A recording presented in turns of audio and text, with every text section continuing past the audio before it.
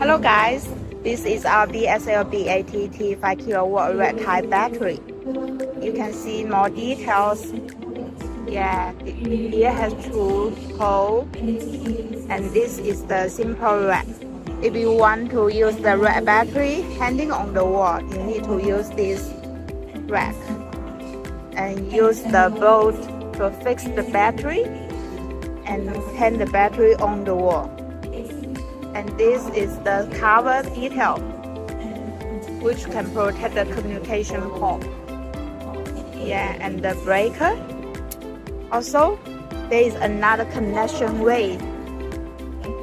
This is a simple snap.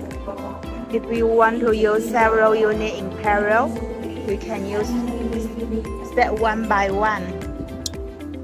Similar like this.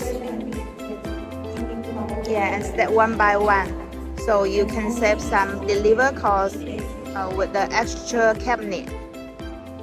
Thank you.